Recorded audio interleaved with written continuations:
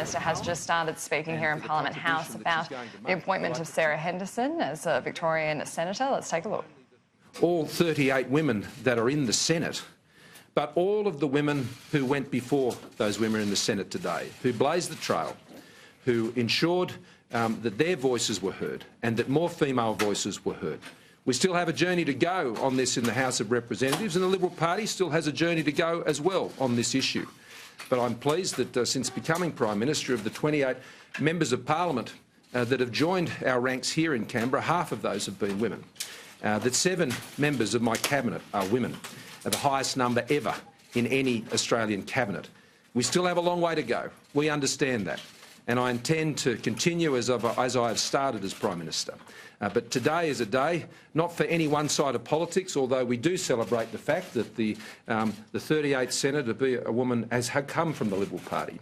But that is only because of the broader achievements that have been put in place by all political parties in this country, and I commend all of the political parties for the work they have done in this area, and we all still have work to do, and we intend to get on and do it. But with that, I'll ask Senator Henderson to make a few remarks, and then happy to take questions.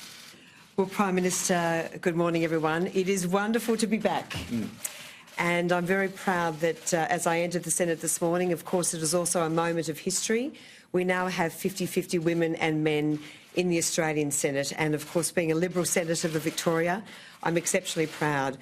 I'm looking forward very much to being back in your team and working very hard for the people of Victoria, including the people of Corangamite, but particularly for regional Victoria. I've got a very strong focus on regional Victorians, and I'm really looking forward to working very hard. And it's also a special moment because my mum was a Member of Parliament, and I think we're the first mother and daughter both to be members of Parliament. My mother was in the Victorian State Parliament, so making history in a couple of ways. But great day today, and I'm extremely proud. So thank you very much, Prime Minister. Thank you, Sarah. Happy to take questions. Prime Minister, just on Senate representation, there's a push on from within the Nationals to split the state and have 2 senators represent 6 regions in the state. Are you open to that idea? Well, this is something that happens in state parliaments around the country, and I think there are merits that attach to that. I mean, the political parties themselves, I think, endeavour, and this is one of the reasons why I'm very keen to see, as we have in this case with Senator Henderson, as someone coming from regional parts of Victoria, I'd very much like to see that happen when New South Wales, when they're given the opportunity to select a new senator to come here, when the formalities are concluded and we're in a position to do that. So, you know, I think these things have merit, but they obviously have constitutional implications as well. But what I want to see is I want to see more women in Parliament, and I want to see more people from regional Australia in the Senate. Yes, Phil.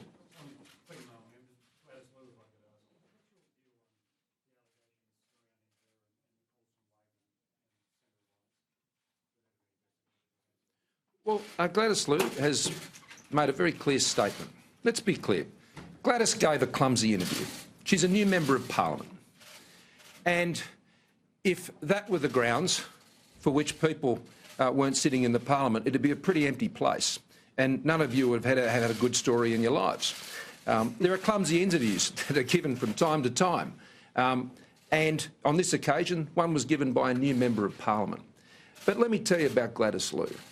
Gladys Liu, yes, was a Chinese-born Australian. She's born in Hong Kong.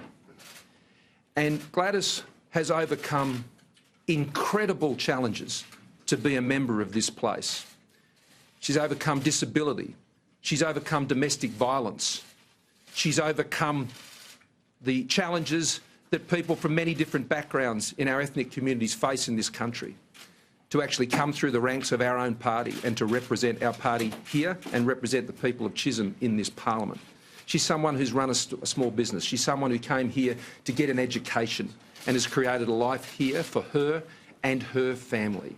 Now, she's a part of her community, and as anyone in this building knows, particularly in communities of Chinese Australians, there are many, many different organisations, and those organisations confer membership of lots of different people, oftentimes without their knowledge.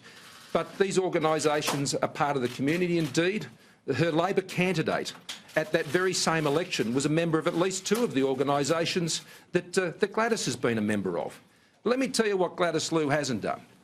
What Gladys Liu hasn't done is she hasn't had someone pay for her legal expenses, which we understand was up to about $40,000 in the case that Labor wants to create an equivalency over. So she didn't take travel expenses personally, and that she didn't stand at a lectern like this in Sydney with a crest on the front of it with the person who actually paid for those expenses and advocate for a change in her party's policy on the sensitive issue of the South China Sea. She didn't do any of these things. You know what Gladys Liu did? She's part of a community. She's a great Australian. And what I'm very concerned about, given what I've just outlined to you about her background, there's 1.2 million Australians of Chinese heritage in this country. This has a very grubby undertone in terms of the smear that is being placed on Gladys Liu. And I think people should reflect very carefully in the way they've sought to attack Gladys over this matter and the broader smear that I think that is implied in that over more than 1 million other Australians. Mark is next. Thanks, Prime Minister. A couple of things from that. Firstly, she's made that statement publicly, but she hasn't made it to the Parliament. Why is she not required to do that, or why are you not requiring her to do that? Secondly, do you advise your members not to have any association with these Chinese groups now? And are you saying this is racist? Well, I'll let others draw their conclusions. But what I do know is that, and first let me deal with your first point. I'd be happy to table Gladys's statement that she's made publicly in the Parliament. I have no problem with that. But what we aren't going to get into is this accusation by Labor and seeking to exploit this issue. I mean, Gladys is a Chinese-born Australian. Does that make her in cahoots with the Chinese government? Of course not. It's a ridiculous suggestion, and I think it's an insult to every single Chinese Australian in this country. And, you know, it wouldn't be the first time the Labor Party has made comments like this in my home state of New South Wales. We all remember the last New South Wales state election. What did they say? Asians will take your jobs.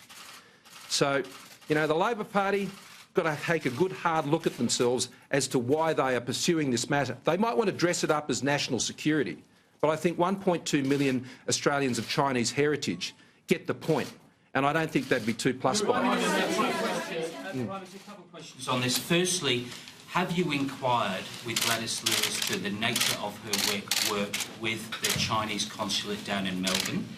And secondly, what advice, if any, have you received from security agencies about Gladys Liu's background or the people with whom she associated?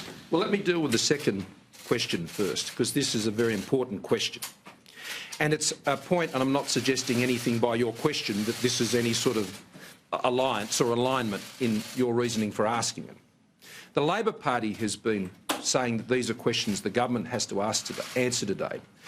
Anyone who sits around the National Security Committee of Cabinet table, anyone who takes the management of our national security issues and how we deal with security agencies seriously, and to ensure that that is never compromised, to ensure that it is always carefully attended to, always knows that you are never in a position to be able to offer commentary on inquiries of that nature. That would be to undermine absolutely the nature of the relationship between agencies and the government.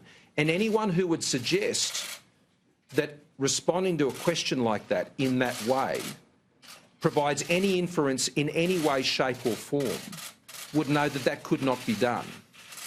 And what's worse, and I'm not suggesting you're doing this at all, but I think there's a concern, given what we saw in the Parliament yesterday, when Labor deliberately sought to ask questions, it would appear, as the Speaker inferred, with a view to them not being able to be actually raised under the standing order, simply to smear.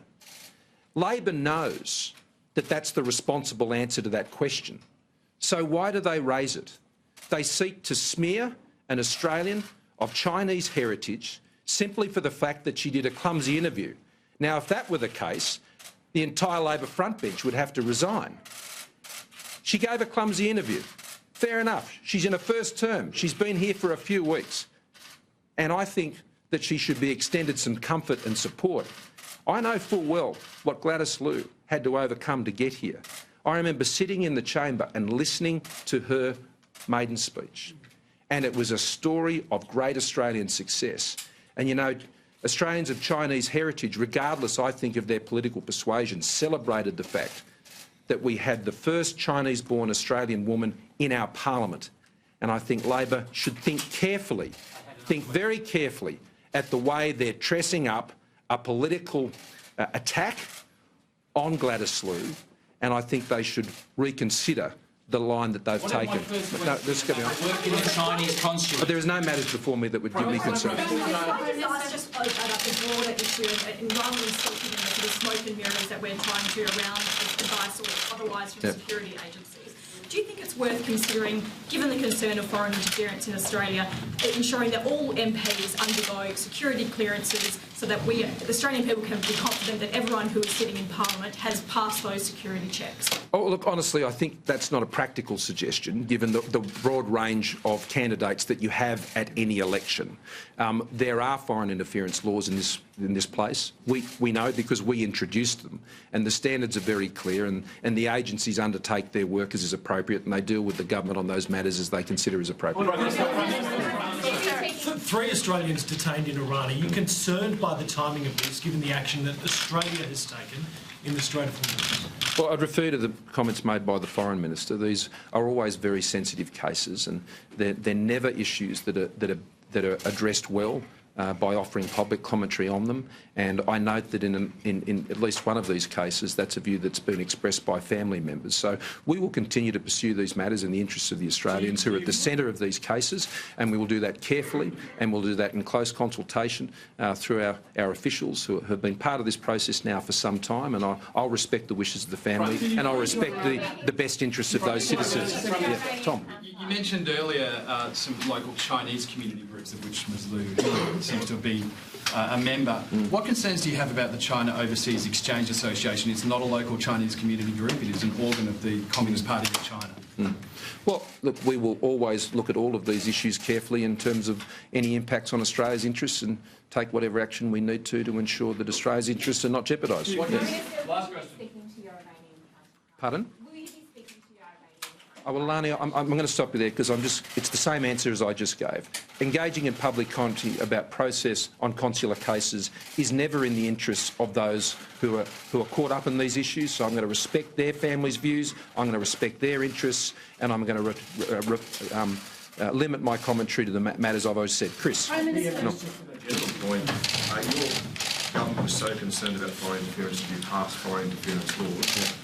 Clearly been involved in the reporting on this for the last 4 years. A lot of that involves China, and we've been accused of racism from the start to the finish of that. Clearly there's a concern the government has. How do you propose we report about this if it doesn't involve some people who are members of the Chinese Australian community? Well, what I think the problem here is Gladys Liu has given a clumsy interview. That's all that's happened here. There is no credible suggestion of any inappropriate behaviour in relation to Gladys Liu. What we're left with is just a grubby smear by the Labor Party, who is in one of their most desperate hours, unable to explain their position on anything, and so they've gone after a Chinese-Australian woman, the first so elected into this parliament. They should be celebrating her election, not attacking it. Thank you.